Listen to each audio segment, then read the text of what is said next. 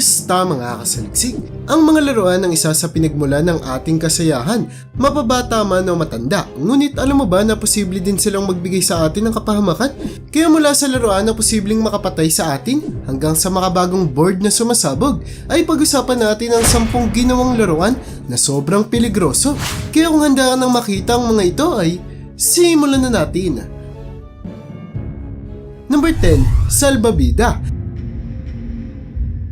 Kilala natin ang mga salbabida sa pagiging tagapagligtas ng kahit na sino kung sakaling mayroong nalulunod. Pero alam mo ba na ang gamit na dapat magligtas sa iyo ay posibleng maging dahilan para mawala pa ang iyong buhay? Ito ay dulot sa marami ng mga kaso ang lumabas na kung sakaling tumaob ang salbabida ay mahirapang makalis ang mga taong nakasakay dito, lalo na ang mga bata na posibleng malunod kung mapapatagal silang nakabaliktad sa tubig nang hindi nakakatakas sa kanilang salbabidang sinasakyan. Kaya naman ay hindi dapat natin iasa sa salbabida ang buhay ng ating mga anak kung saan kailangan pa din natin silang bantayan ng maigi dahil posibleng ang salbabida na dapat magliligtas sa kanila ay makapagdudulot pa sa kanila ng peligro.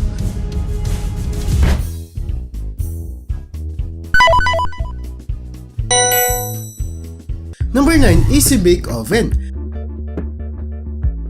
Alam mo ba na kahit bata ay posible nang mag-bake dahil ito sa naimbentong Easy Bake Oven kung saan kayang gamitin ng laruan kahit pa ng mga bata. Ngunit talaga namang dapat bantayan at matyagan silang maigi ng mga matatanda kung susubukan nilang gamitin ang laruan na ito. Sa kadahilan ng kahit na Easy Bake ang pangalan ng bagay ay hindi ito madaling gamitin. Kaya naman meron ng mga ilang kaso na nasunog o nasugat ang mga daliri ng mga batang gumamit nito kung saan may mga bata na din na kinailangang putulan ng daliri matapos mapinsala o masunog ng Easy Bake Oven. Kung kaya't hindi mo talaga gugustuhin bilhin ang laruan na ito para sa iyong mga anak.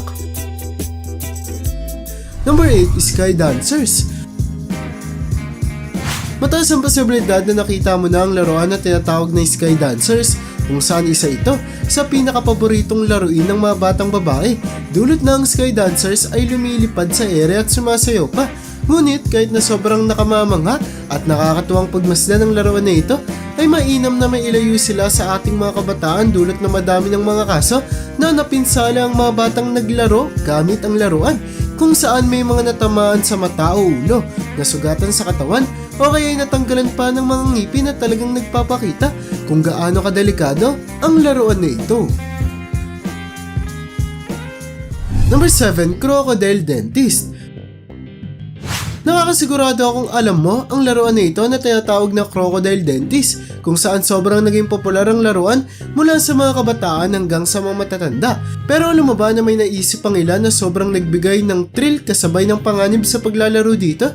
Ito ay ang paggamit ng ngipin sa taas ng laruang buwaya at ginawang mga matatalim na bagay gaya ng pako o panghiwa ng cutter na talaga namang makapagdudulot ng peligro sa kung sino mang mamalasin na makapindot sa ngipin ng buwaya na magsasara sa bunganga nito, kung saan kahit na walang mga kaso ang naitalang mayroong naputol na daliri dahil dito, ay may ilan naman ng mga insidente na naging dahilan para magdugo at mahiwa ang daliri ng ibang mga naglaro.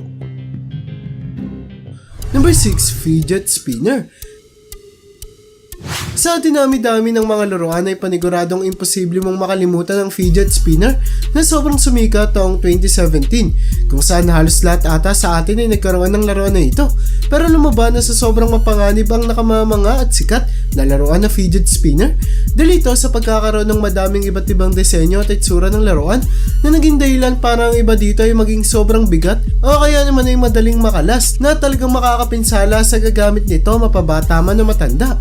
Naging dahilan pa ang mga mapanganib na fidget spinner na ito para kontrolin ng mga otoridad ang pagbebenta ng laruan sa merkado at kung anong disenyo lamang ang pinapahintulutan nilang maibenta. Number 5, Aso ni Barbie.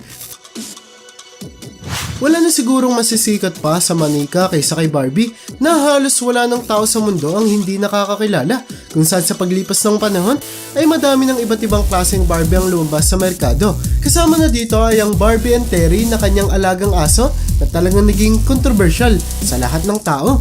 Dulot na ang aso ni Barbie ay kayang itay ang kanyang mga kinaing pagkain Ngunit dahil sa sobrang liit ng mga ito ay posibleng manunok ng mga batang naglalaro.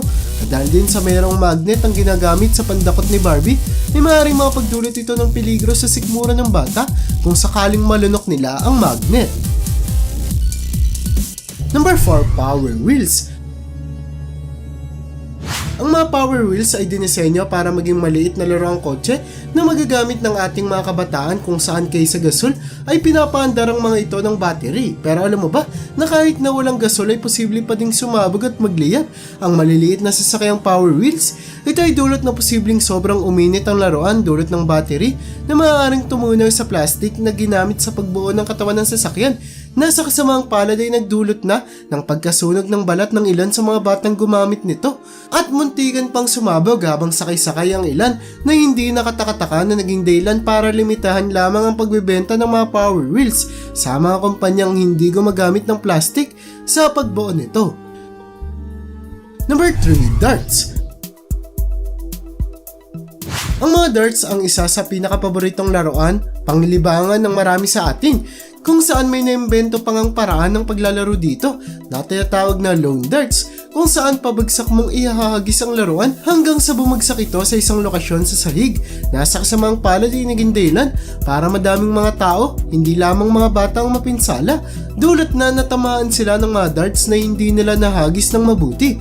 Dahil ang mga darts na ginagamit ay merong mahahaba at matutulis na panusok sa dulo nito, ay hindi nakatakataka kung gaano kasakit na pinsala ang madudulot ng laruan sa kung sino mang mamalasin na tamaan nito.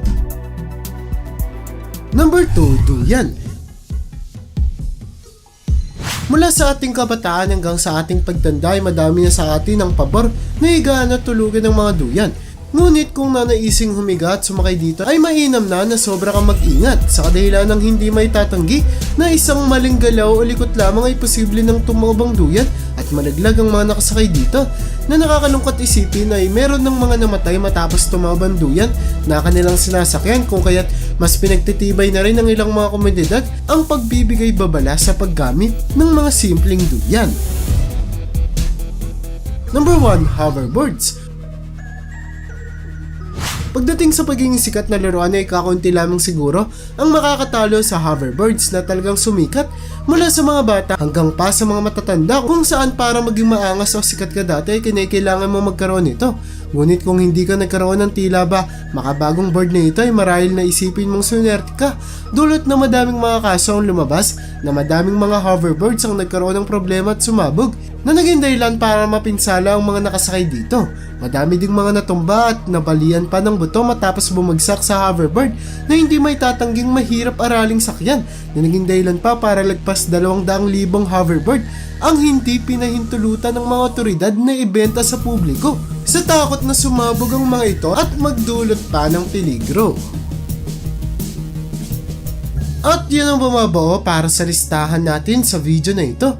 Tuloy namang napakadaming mga iba't ibang laruan ang binibenta sa ating merkado, kung saan dapat lamang talaga na alamin at suriin natin kung ano ang laruan na ating binibili. Kaya para sa iyo, alin sa mga laruan ito ang pinaka mapanganib? Comment mo naman yan sa baba. At hanggang dito na lang muna ang aking bahagi. Hanggang sa muli mga kasaliksik, maraming salamat sa panonood. See you in my next vid.